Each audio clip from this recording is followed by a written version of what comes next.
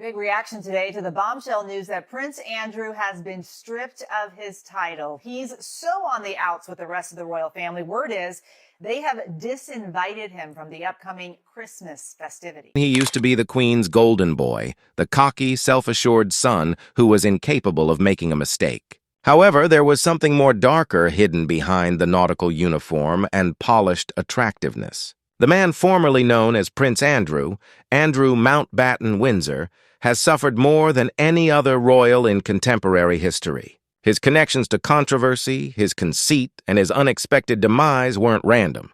They were present from the beginning. This is the account of the former Duke of York's school days, his early conceit, the unsettling stories from his staff, and the shocking new allegations from Andrew Lowry's devastating book, The Rise and Fall of the House of York.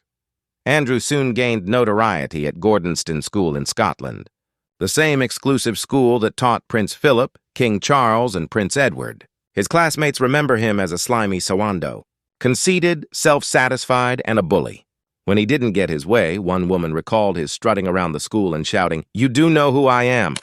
Charles III has stripped his disgraced brother, Prince Andrew, of his remaining titles and evicted him from his royal residence. So, why was action taken now, and what happens next? Let's break it down. The move follows weeks of pressure on the crown to respond to Andrew's relationship with defender Jeffrey Epstein. He thought he was charming, attractive, and intelligent, while others saw only conceit and self-importance. Andrew was talkative, but Charles was reserved, where other boys were respected.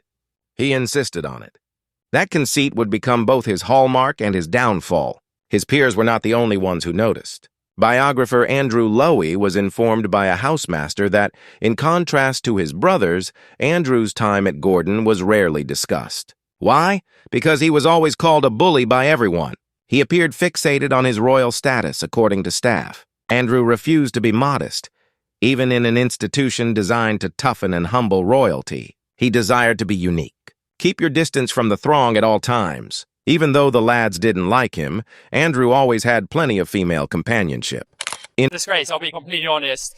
He's representing the country and he's meant to be the face of England. Is this what we represent? Is this what the people represent? No, it's a disgrace. So I'm happy he's got a strip of his titles, his royal titles as well. According to Lowy, he had a never-ending cycle of victories that earned him the moniker Randy Andy long before he enlisted in the Navy. However, a different aspect was revealed by one girlfriend, an American from a privileged background. He was trustworthy, kind, and strangely innocent, according to her.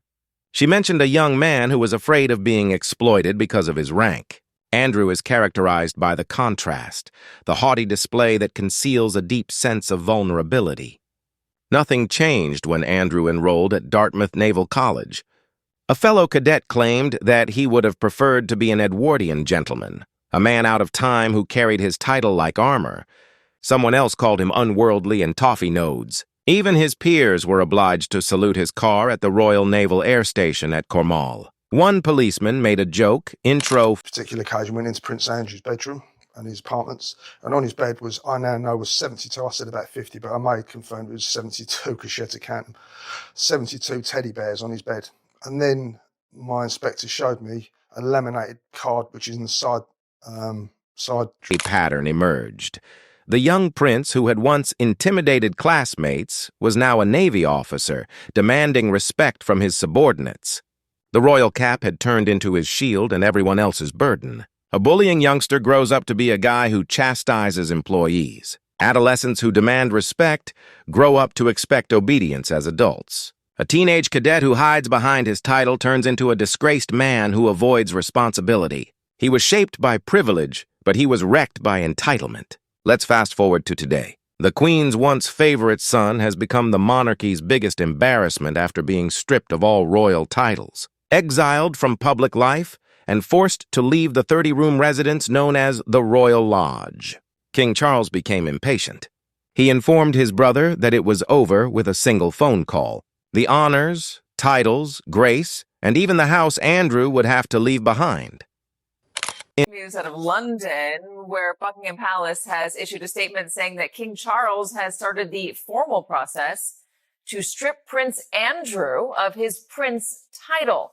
He will now be known as Andrew Mountbatten Windsor, and the BBC is reporting that he'll have to move to another royal estate. He is now barred out by the conceit that previously opened every door.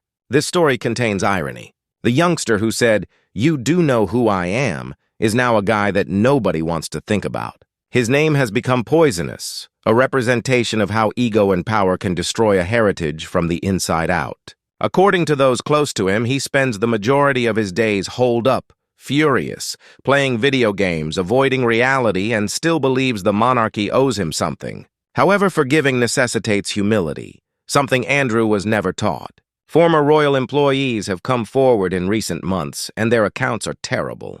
According to a former maid, Andrew was obsessed with order, particularly with his stuffed animals. Maids were supposed to arrange his more than 70 teddy bears just as he desired every morning. One would blow up if they were even slightly out of place. He has like 40 teddy bears that have to be assembled and arranged perfectly. Staff are given a chart to arrange Prince Andrew's teddy bears on his bed every day. So there's quirky stuff, but there's also just stuff in there about how, especially in recent years since he's left the royal family, that he takes it out on staff because he is in isolation. He is in this sprawling property. According to a different employee, he once yelled at a maid for touching his curtains before he was ready to wake up. Others said he had tantrums about little things like the temperature of his bathwater or ironing his trousers perfectly. Every time he entered the room, palace employees were supposed to bow, according to Andrew Lowley. If they didn't remember, he would yell, "Let's try that again." Because Andrew didn't like the man's facial mole, one aide was moved. Another was moved because they had on a nylon tie. At one point, he even yelled at a palace worker for not properly addressing the queen, calling him a effing imbecile. This was not how a fallen prince would act. Of a picture of these teddy bears, all in situ. And he said the reason for that picture is that the maids have to put them back exactly like it's in that picture. He said if they don't, he shouts and screams and abuses them. And then a maid came out and confirmed that. And it was the outburst of a man who genuinely thought he was the center of the universe. The last layers of pretense are revealed in Andrew Lowe's most recent book. And the revelation is startling. According to the biography, he allegedly used his position to obtain gifts and private transactions with dubious individuals, spending well above any official revenue. He had an astounding amount of sexual encounters, including a now famous 4-day vacation to Thailand, during which, according to Lai, almost 40 women came to his hotel room. As he looked for ways to stay relevant and make money, his daughters Beatrice and Eugenie were frequently unintentionally lured into his world of business and power. In summary, the book implies that the same conceit that characterized Andrew's school years served as the foundation for his entire adult life. But now the damage was irrevocable and the stakes were higher. What does all of this teach us, though? That Andre Mountbatten Windsor's demise wasn't unexpected at all. It took decades to develop. In adulthood, the conceit of youth turned into entitlement. The entitlement turned into a controversy, and the scandal turned into exile. The arc is painfully evident, from fallen king to schoolyard bully. The world finally responds, "Yes, and we don't care," to the man who once inquired, "You do know who I am?" And maybe the most terrifying aspect of all, Andrew continues to deny that he is the issue. According to those close to him, he places the responsibility on everyone else, including his brother, the media, and the unjust system. According to reports, he believes that the monarchy will eventually restore his honor and that time will prove his innocence. In actuality, though, that day will never arrive, because multiple scandals contributed to Andrew's demise. It is the culmination of decades of cruelty, conceit, and denial. The very qualities that once made him great are now what kept him forgotten, shunned, and alone in the world he once dominated. What do you think, then? Were the warning indicators there at all times? Was his destiny sealed by his upbringing? Or might he have made a different decision? Please share your opinions in the comments section. The truth is always stranger than fiction when it comes to the House of York. So if you like this video, please hit like, subscribe, and ring that bell. I appreciate you watching.